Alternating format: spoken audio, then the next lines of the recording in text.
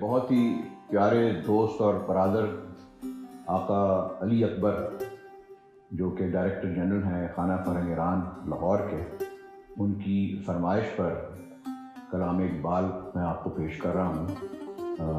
अलामा की किताब ज़हूर अजम से मैंने इसका इंतखाब किया है। ای غنچه خوابیده چون نرگس نگران خیز، کاش شانه ما رفت به تاراج غمان خیز.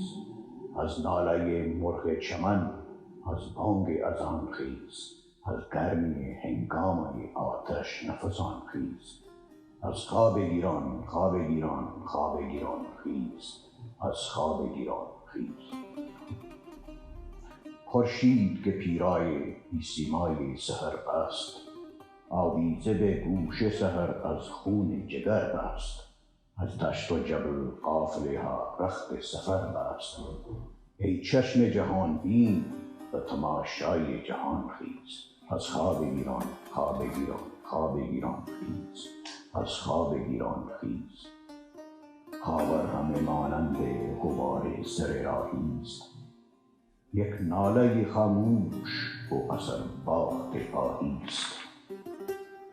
هر ذره این خاک گره خورد نگاهیست، از هند و سمرقند و عراق و همدان خیز.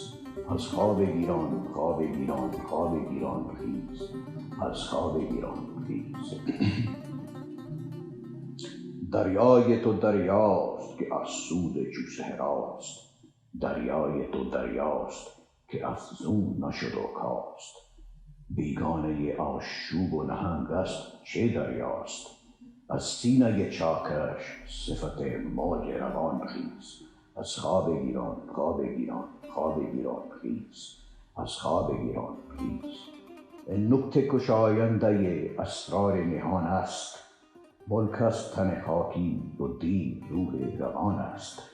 تن زنده و جان زنده ز ربط تن و جان است، با خرقه و سجاده و شمشیر و سنان خیز. از خواب گیران خواب گیران خواب گیران خیز، از خواب گیران خیز. ناموس ازل را تو امینی تو امینی، در رای جهان را تو یساری تو یمینی.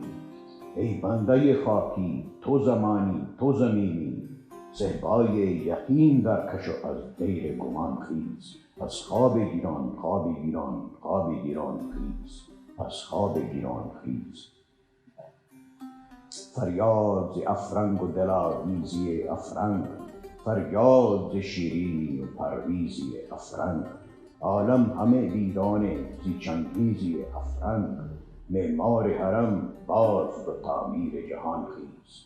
از خواب گیران خواب گیران خواب گیران خیز، از خواب گیران